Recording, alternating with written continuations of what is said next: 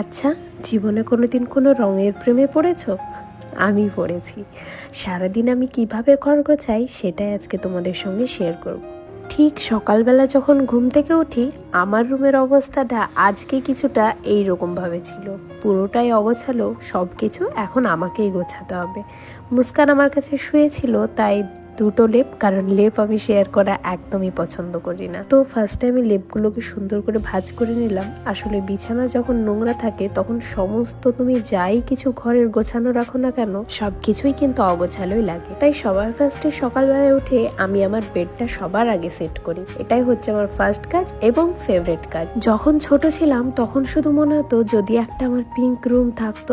আসলে প্রত্যেকটা ছোট্ট মেয়েরই, ছোট্ট বাচ্চারই কিন্তু স্বপ্ন থাকে যে আমার একটা পিঙ্ক রুম থাকুক। বাট যখন বড় হলাম তারপরে আসলে আমাদের জয়েন্ট ফ্যামিলি ছিল, সেহেতু কিন্তু আমাদের কোনো পার্সোনাল রুম ছিল না। আমার এই রুমটা হওয়ার পরেও আজকে প্রায় 1.5 বছরের বেশি হয়ে গেছে আমরা এই বাড়িতে এসেছি। তারপরে কিন্তু আমি হোস্টেলে থাকতাম, তো আমি সেখানকার যতটুকু পারতাম আমি আমার মতো সুন্দর করে চারিপাশটা গুছিয়ে রাখার চেষ্টা করতাম। বাট যখন বাড়িতে আসলাম তারপরেও তো আব্বু মা এই ঘরেই ছিল। কিছুদিন আগে তোমাদের সঙ্গে ভ্লগও শেয়ার করেছিলাম যখন রুমটা আলাদা হয়েছিল। তো কিছুদিন আগেই আমি আমার রুমটাকে নিজের মতো করে পেয়েছি।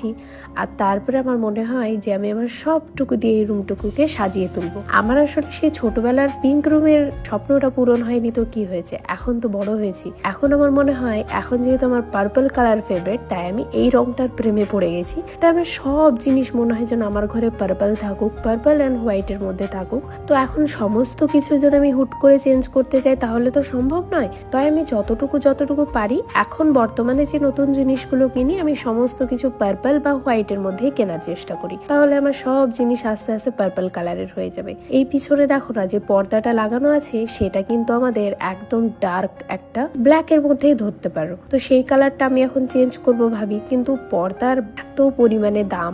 আমাদের এই পর্দাগুলো প্রায় 6,500 টাকার মতো দাম নিয়েছিল যখন আব্বু কিনে নিয়ে এসেছিল। আর আব্বু এগুলো নিজের পছন্দ মতোই নিয়ে এসেছে। এগুলো হচ্ছে ব্ল্যাক আউট পর্দা, যেগুলো তোমার বাইরে সূর্যের রোদ যতই থাকুক না কেন ভিতরে কিন্তু একটু রোদ ঢুকবে না। তাই দিনে যখন আমি পর্দাগুলো লাগিয়ে দিই একদমই অন্ধকার হয়ে যায়। তাই এই পর্দাগুলো কিনতে গেলে কিন্তু দাম অনেকটাই বেশি। আর আমি যদি এখন আব্বুকে গিয়ে বলি যে এই পর্দা আমি নেবো না অন্য পর্দা নেবো, তাহলে কিন্তু এখন আব্বু প্রচুর রেগে যাবে, কারণ পর্দাগুলো নতুনই নিয়ে আসা হয়েছে। আর সত্যি কথা বলতে আমি চাই যে আমার রুমটা আমি নিজে টাকা খরচা করে সব জিনিস কিনে আমি নিজের ঘরটা নিজের মতো করে সাজাবো।